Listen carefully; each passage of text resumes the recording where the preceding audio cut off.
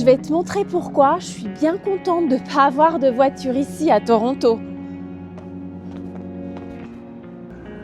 Je me balade dans un quartier industriel de Toronto que j'adore et on est tout près de l'autoroute.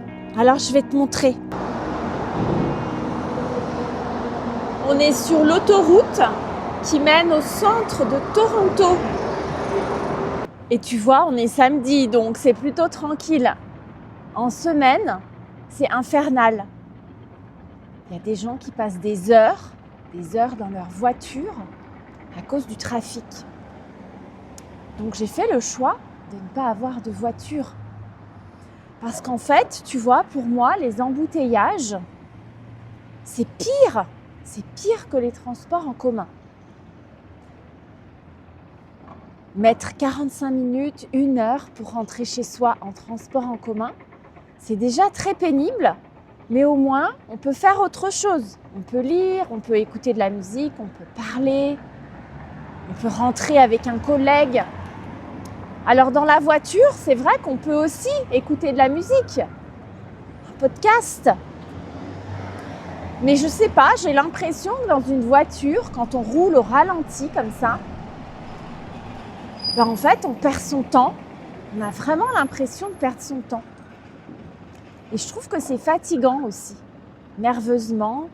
Voilà, on passe trop de temps dans la voiture parce qu'il y a du trafic. Et ça, c'est vraiment typique ici, à Toronto. C'est quelque chose que je n'aime pas.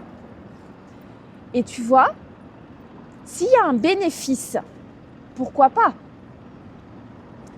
Il y a des gens qui habitent loin, qui n'ont pas d'autres options. S'il n'y a pas les transports en commun, tu dois prendre ta voiture. Mais j'ai remarqué en fait que souvent,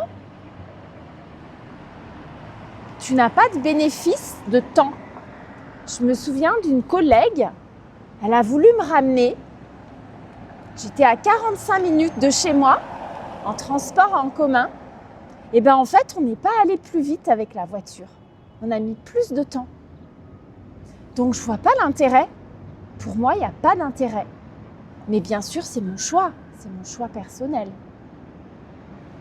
On est libre d'avoir une voiture si on le souhaite. Chacun évalue en fonction de sa situation. Mais il y a quand même des choses à prendre en compte quand on envisage d'avoir une voiture. Et donc, pour moi, ça, c'est central. Est-ce que j'ai un bénéfice au niveau du temps lorsque j'ai une voiture? Alors, est-ce qu'il y a d'autres raisons qui motivent mon choix de ne pas avoir de voiture? Bien sûr, il y en a d'autres et je vais te les expliquer tout de suite. Alors, l'autre aspect important, c'est bien évidemment l'aspect financier, le budget. Et on sait tous qu'une voiture, ça coûte beaucoup d'argent.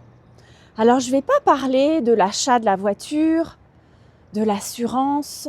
Voilà, quand on décide d'avoir une voiture, on sait qu'on va devoir l'acheter, qu'on va devoir l'assurer, et puis qu'il va y avoir aussi des réparations, l'entretien régulier de la voiture. Voilà, tout ça, ça fait partie du package. Moi, ce que je voudrais te montrer, c'est la problématique du stationnement. Le stationnement, c'est quand on veut garer sa voiture. Eh bien, ici, ça coûte très cher. C'est vraiment très cher. Et moi, je n'ai pas envie de mettre tout cet argent dans le stationnement d'une voiture dont je n'ai presque pas besoin. Donc, en fait, il y a plusieurs possibilités pour garer sa voiture à Toronto.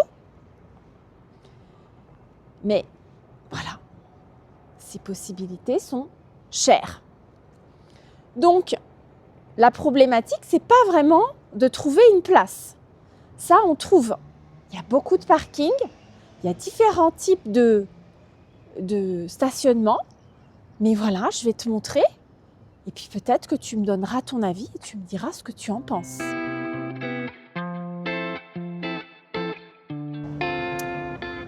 Alors pour le parking ici, tu as le choix entre les parkings surveillés où tu vas généralement payer à la journée.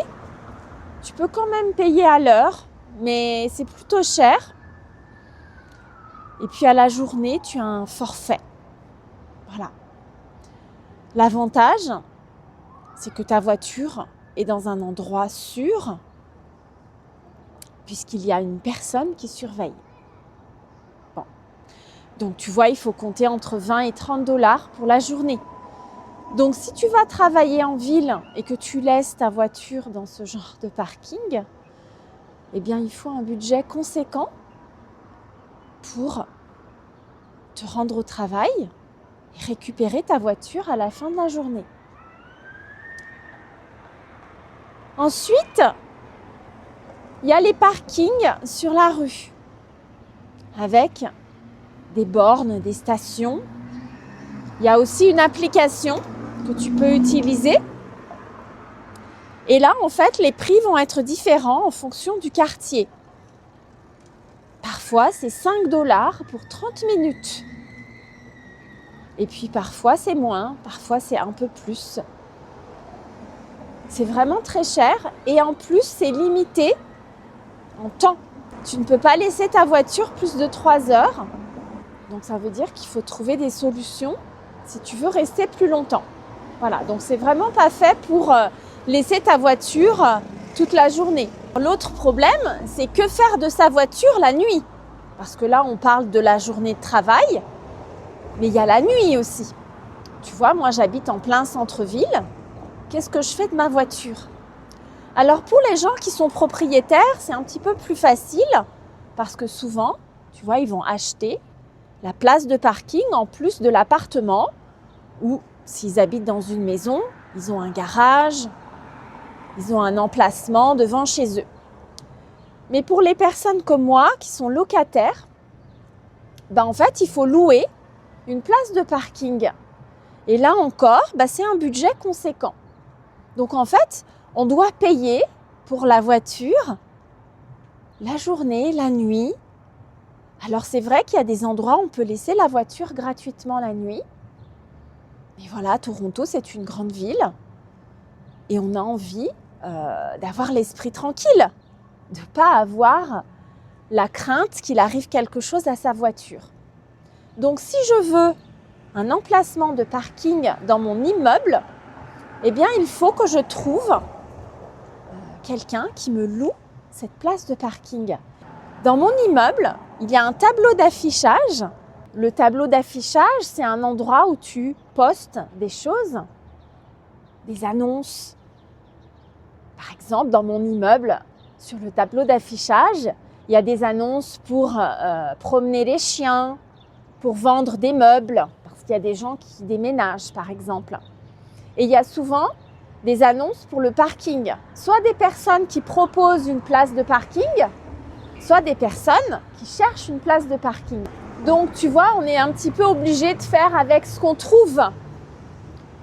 Quand je suis arrivée dans l'immeuble, les places de parking, elles étaient à peu près à 200 $ par mois, il y a 4 ans. Et puis aujourd'hui, on est presque à 300, 350. Ça dépend des personnes. Il y a des personnes qui veulent plus. Il y a des personnes qui sont plus raisonnables, peut-être, je ne sais pas. Voilà, donc tout ça, c'est de l'argent qui se rajoute dans le budget. Et tu vois, ce que je t'explique là, ça me conforte quand même dans l'idée que j'ai pas besoin de voiture. Le seul moment où j'aurais éventuellement besoin d'une voiture, c'est quand je fais une petite virée à l'extérieur de Toronto. Mais sinon, vraiment pas du tout.